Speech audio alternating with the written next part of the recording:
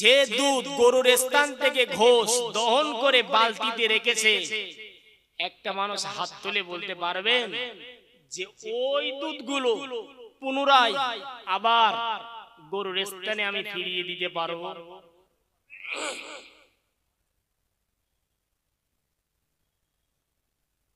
কেউ মনে হচ্ছে পারবে? দেখেন দিন কেউ কি আছে? তাহলে যদি ওই রকম মন মানসিকতা হয় তাহলে একটা কাজ করতে হবে।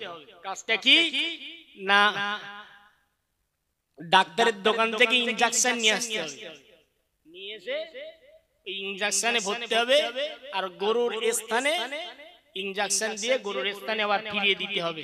আচ্ছা, গরু বাঁচবে না মরবে? গরু তাহলে সর্বপ্রকার প্রসেস অতিক্রম করলেও গরুর স্থান থেকে যে দুধ একবার দহন করা হয়েছে, যে দুধ একবার নেওয়া হয়েছে, সেই দুধটা পুনরায় হাজার কোশিশ করো, হাজার চেষ্টা করো, ওই দুধটা গরুর স্থানে পুনরায় ফিরিয়ে দেওয়া যাবে। এটা অসম্ভব। কি বাবা? এটা অসম্ভব।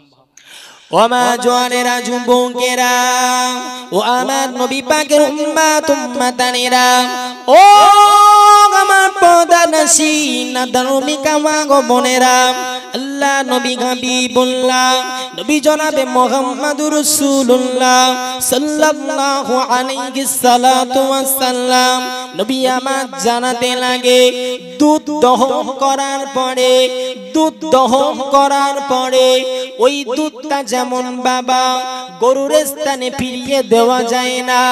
ও জওয়ানেরা যুবকেরা ও আমার নবী পাকের উম্মত উম্মতানেরা, দুধ দহন করার পরে ওই দুধটা যেমন গরুর স্থানে ফিরিয়ে দেওয়া যায় না। আল্লাহ নবী জানান, বান্দা যখন গভীর রজনীতে মালিকের ভয়ে, জাহান্নামের ভয়ে, কবরের ভয়ে, আল্লাহর ভয়ে বান্দা যখন কান্নাকাটি করতে লাগে, বান্দা যখন রোনাজারি করতে লাগে, ও আমার মুরব্বিয়ানেরা, ও আমার জওয়ানেরা যুবকেরা, আল্লাহ নবী জানান দুধ দহন করার পরে ওই দুধটা যেমন গরুর স্থানে ফিরিয়ে দেওয়া অসম্ভব।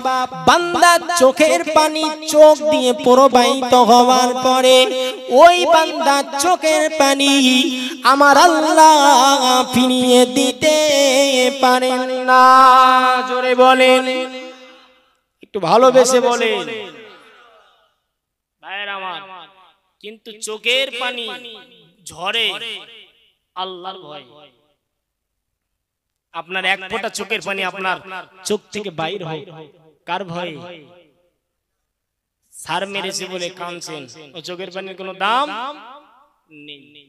যে প্যান্ডেলের একটা বাস খুলে ঝড় হচ্ছে, আপনার মাথায় পড়েছে, খুব ব্যথা হয়েছে, আপনার চোখ দিয়ে পানি পড়ছে, পানি ঝরছে, এই চোখের পানির কোনো দাম? ভাই কথা কি বুঝতেছেন? চাচা বলতেছেন না, বলতে যাচ্ছে হ্যাঁ, কিন্তু হট করে জিজ্ঞাসা করছি বলছেন না, কিছু মনে করলেন না ভাইয়েরা আমার। চোখের পানি সেই চোখের পানির দাম আছে যে চোখের পানিটা আল্লাহর ভয়ে হয়। কার ভয়ে বাবা? একটু জোরে বলেন।